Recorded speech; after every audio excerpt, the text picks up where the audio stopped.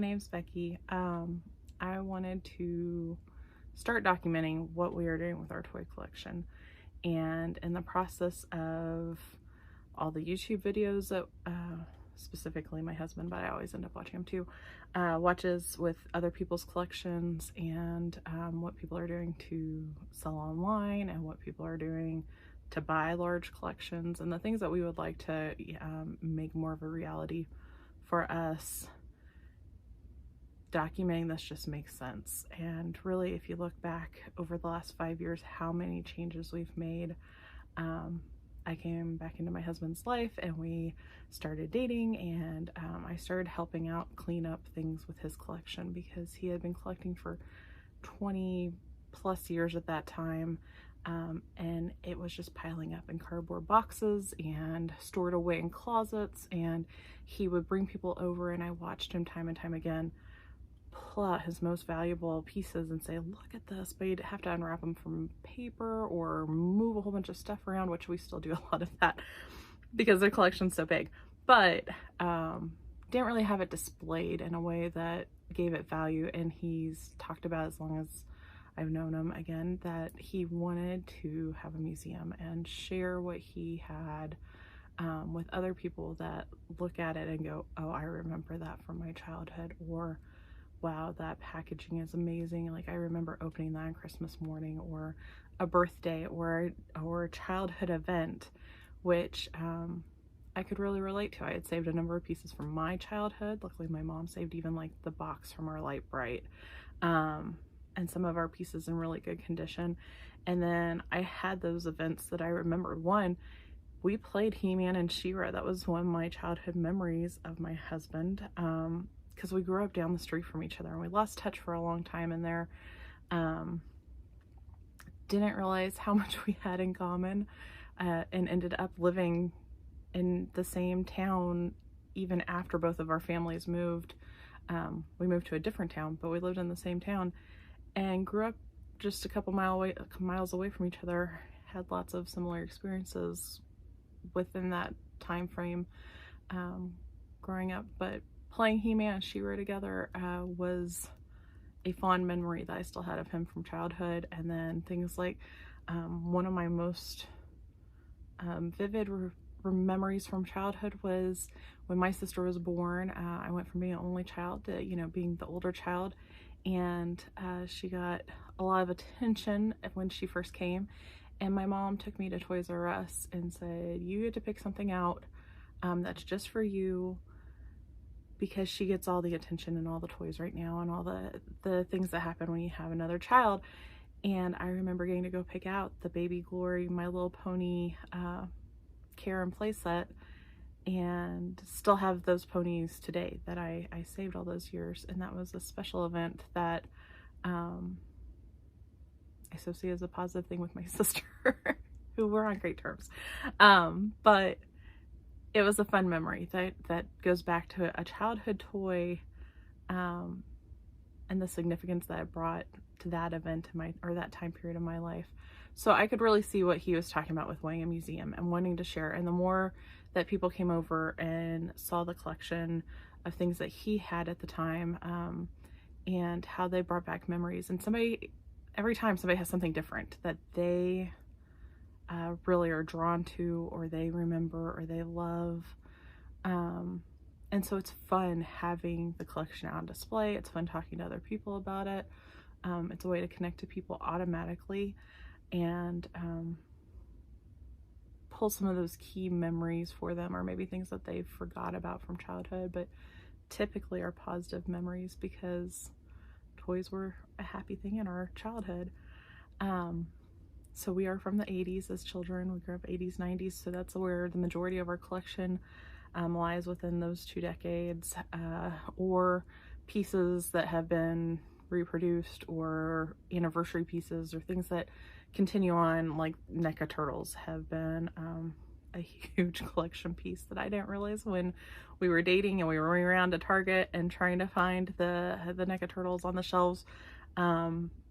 That I came into the picture right as the original 4 Turtles were released, and we needed Splinter and Shredder, and of course, those are the main characters, and then I thought that was the end of it, and here we are, 2023, still collecting those pieces and trying to track down the new characters, and sometimes I don't even know who the characters are anymore.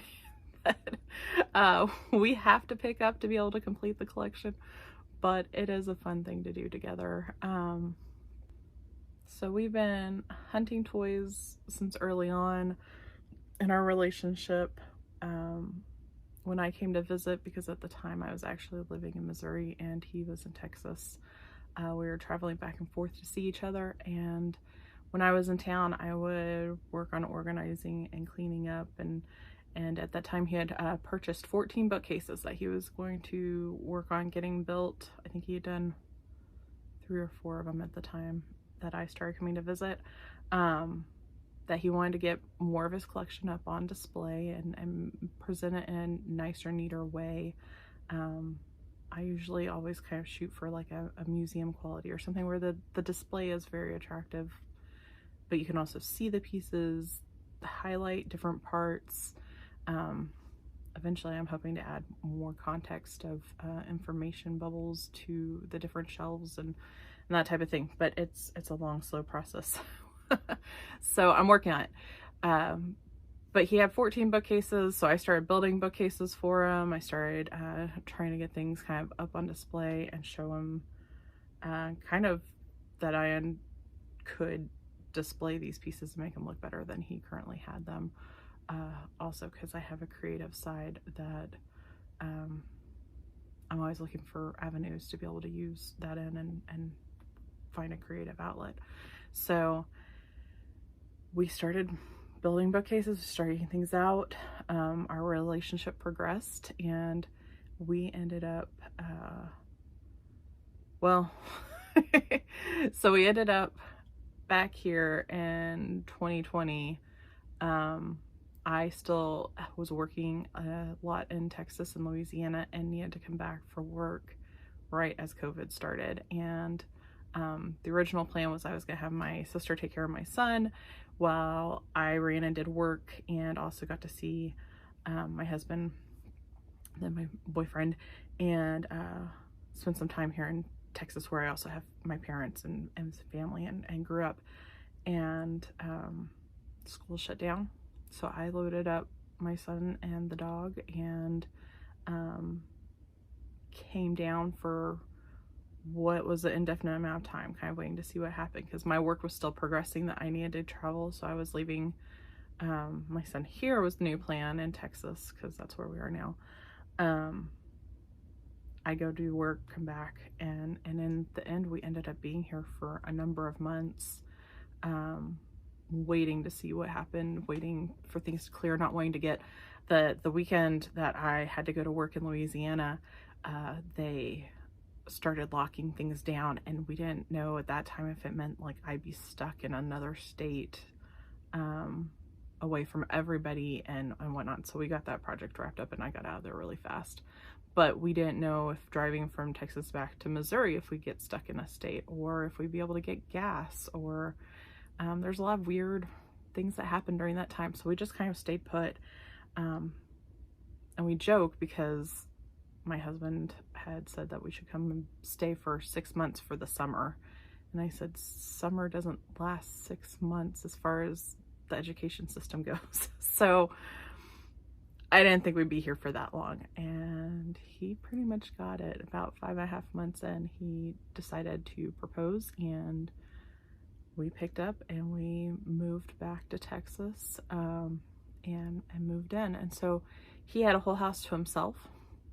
And then me and my son moved in with all of our stuff that we had a whole nother house full of. And we really had to start organizing things, trying to figure out how we were going to keep the collection and display it, how were we going to keep adding to the collection, because I brought a lot into it over the last few years of things that I felt were fun and nostalgic from my childhood, and good for an 80s overall collection versus just being a really heavy G.I. Joe collection, which is what he had.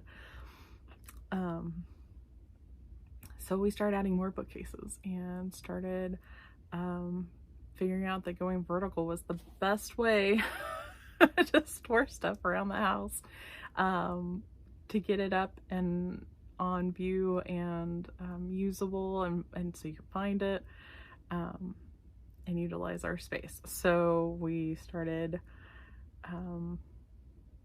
building bookcases, getting things on display, organizing, purging a lot.